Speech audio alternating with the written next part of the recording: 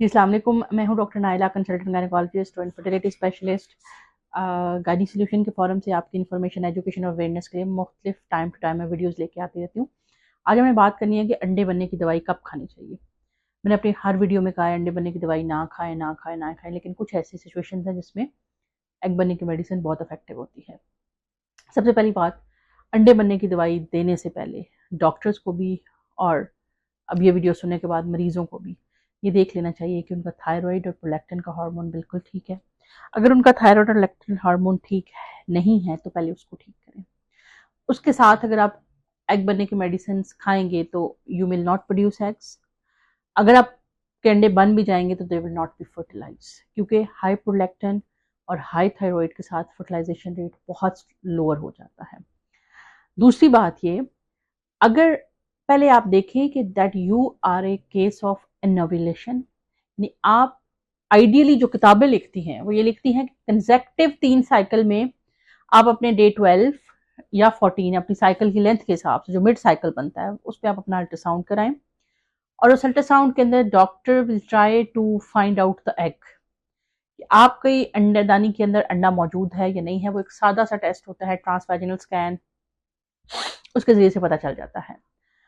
उसमें आपने देखना है that you are not producing egg at least they say for the 3 cycle. चले हम 3 नहीं, हम कोई एक साइकिल ही कर लेते हैं कि आप डॉक्टर के पास गए पीरियड्स के डे 2 पे ये जेन बना के कि अब डॉक्टर मुझे अंडे बनने की दवाई दी, और एक अच्छा डॉक्टर कहेगा no, you will come to me, आप मेरे पास आएंगी 12वें या 13वें दिन के ऊपर जब मैं आपका अल्ट्रासाउंड करूंगी और देखूंगी वेदर यू आर नेचुरली ओव्यूलेटिंग और नॉट। अगर आप नेचुरली ओव्यूलेट कर रही हैं, अंडे बन रहे हैं, तो it means you are ovulating since you started your periods. तो अब अगर हम आपको अंडे बनने की दवाई देंगे तो हम कोई नया काम नहीं करने लगे हैं। It means we are making your AMH low, we are making your egg count low, and we are making your egg reserve low. That should not be done. That's a crime basically.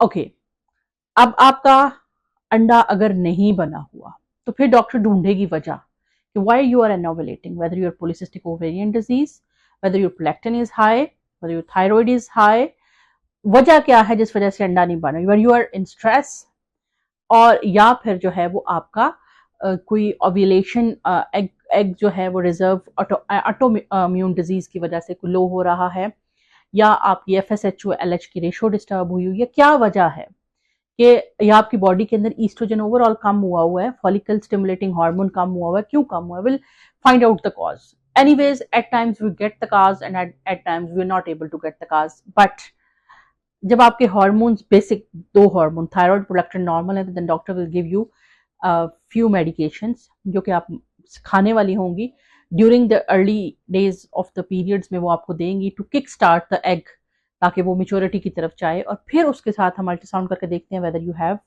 Got egg और not. लेकिन अगर नहीं बनेगा तो then will upsize the dose, we increase the dose.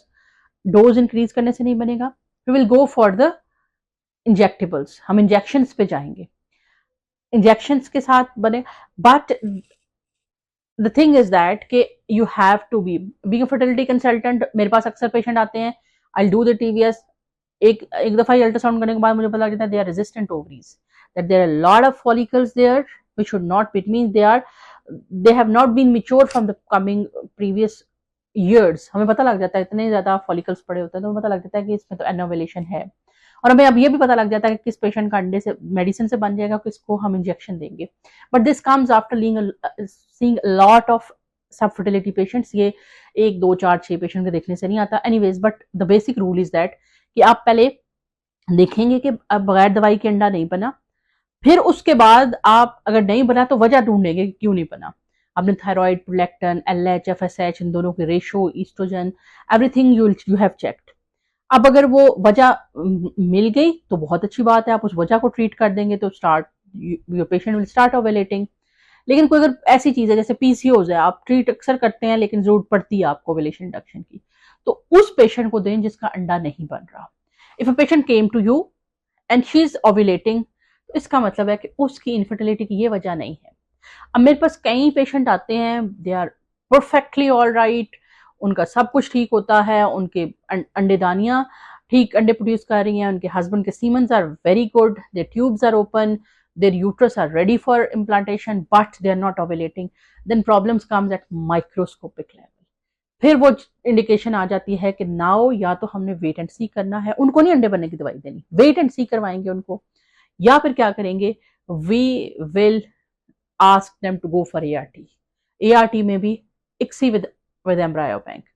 Unexplained infertility patients जो होते हैं, they can try IUI। हमारे बहुत सारे पेशेंट हैं जिनके IUIs भी सक्सेसफुल हुए हैं, but the thing is that जब हम पेशेंट का IUI का ज़हन बनाते हैं तो they make their 100% hopes to the IUI। वो कहते हैं बस अब हम कुछ करने लगे हैं तो कुछ हो जाएगा जी। तो हम अपने पेशेंट को बताते हैं कि अगर हम उनके 3 साइकिल IUI करेंगे तो ओवरऑल उनकी फर्टिलिटी, प्रेग्नेंट होने के चांसेस 25 से 30% ज्यादा हो जाएंगे, बट नॉट 100%। लेकिन डायरेक्टली अनएक्सप्लेन्ड IUI को हम directly we are taking to the IVF। अगर वो अफोर्ड नहीं कर सकते तो we ask them to go for that. हो सकता है अल्लाह ताला की जात उसको शिफा देने वाली जात ऊपर बैठी है, हो सकता है उनको शिफा हो जाए। मेरे बहुत सारे पेशेंट हैं जिन्होंने IUI से कंसीव कर लिया, बट रियलिस्टिकली स्पीकिंग IUI की जो मतलब अगर आप 3 कंसेक्टिव साइकिल्स कराते हैं तो आप उसका मैक्सिमम चांस करते हैं। मेरे कुछ पेशेंट्स ऐसे होते हैं जो कि 3 के बाद ही बेचारे फर्स्ट के बाद ही बड़े परेशान हो जाते हैं। Then I tell them that we have not done IVF। Even IVF की हम फ्रोजन साइकिल्स की एक अटेम्प्ट, फर्स्ट अटेम्प्ट में 50 to 60% रिजल्ट कोट करते हैं, लेकिन we make the bank so it multiplies anyways. तो अब इसमें क्या है कि आपने 3 साइकिल की, इसको समझें। 100 लोग IUI कराने आए और उन 100 के 100 लोगों ने 3 अटेम्प्ट की IUI की, तो उसमें से कितने पेशेंट प्रेग्नेंट होंगे? 25 या 30%। बाकी 70% नहीं होंगे प्रेग्नेंट। ये मैं नहीं कह रही, ये इंटरनेशनली पब्लिश डाटा कह रहा है जिन्होंने ये सारा कुछ IUI और IVF बनाया है।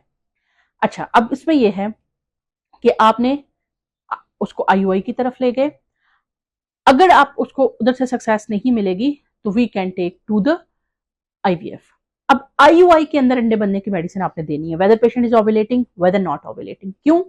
इसकी मैं आपको बता देती हूँ। If you have got 1 egg in IUI, the chances of fertilization are 5 to 7% in a single attempt. If you've got 2 eggs, 2 अंडे बने हुए हैं, तो फर्टिलाइजेशन इज 7 to 10%। अगर 3 eggs के साथ आप IUI करते हैं तो फर्टिलाइजेशन इज 11 to 15%। तो the research says in the natural cycle if you are ovulating no need to give you medicines ovulation के लिए। लेकिन अगर आप ART के ऊपर जा रहे हैं then we recommend to take ovulation induction as well as LH search। दोनों हम पेशेंट को देते हैं, जो कि वो 3 साइकिल में हम कर रहे होते हैं तो वो डोंट बॉदर, उसमें AMH इतना लो नहीं होता है। लेकिन उससे पहले तक अगर आप अंडा प्रोड्यूस कर रही हैं नेचुरली तो you will not take any egg which going to make you produce more eggs, because अगर एक नेचुरली फर्टिलाइज नहीं होता तो 2 के भी नेचुरली फर्टिलाइज होने के chances, because you are not making anything better. IUI के अंदर हम क्या कर रहे हैं कि the most active ones sperms are being picked and they are released closer to the egg. लेकिन ये क्या है, ये तो आपका नेचुरल है, तो उसमें हम ओवुलेशन इंडक्शन रिकमेंड नहीं करते। बाय द वे, अंडे बनने की दवाई अगर आप खुद भी 12वें दिन पे अंडा प्रोड्यूस कर रही हैं तो डॉक्टर भी कोई और वजह ढूंढे और मरीज भी कोई और वजह ढूंढे। इनफर्टिलिटी की वजह अंडे बनने की दवाई देने से कुछ नहीं होने वाला, ये तो हमने इतने सालों में सीख ली है ये बात। बल्कि नुकसान ही होगा, AMH लो होगा। जो अंडे आगे IUI IVF में यूज किए जा सकते हैं वो आपने नेचुरल में ही जाया कर दिए। तो लिहाजा अंडे बनने की दवाइयां सोच समझ के खाएं। हम फर्टिलिटी क्लिनिक्स में बेशक ये यूज कर रहे होते हैं, लेकिन हम अपने पेशेंट की एंट्रल फॉलिकल काउंट्स, हम अपने पेशेंट के AMH और बहुत सारी चीजें देखने के बाद यूज कर रहे होते हैं। अब जर्नल जो गायनी की डॉक्टर्स होती हैं, अगर आप उनसे AMH का पूछ लें उनको पता भी नहीं होता AMH का, एंट्रल फॉलिकल काउंट का पूछ लें उनको पता भी नहीं होता एंट्रल फॉलिकल काउंट का। So the thing is that कि अपनी इनफर्टिलिटी का इलाज इनफर्टिलिटी स्पेशलिस्ट से करवाएं। जनरल OBGY जो ऑब्स एंड गायनी की पेशेंट है, डॉक्टर है, वो आपकी इनफर्टिलिटी को मैनेज नहीं कर सकती। Go and search the infertility doctor and reach there to get a healthy baby. तो मिलते हैं इंशाल्लाह नेक्स्ट इसी वीडियो में, तब तक के लिए अल्लाह हाफ़िज़।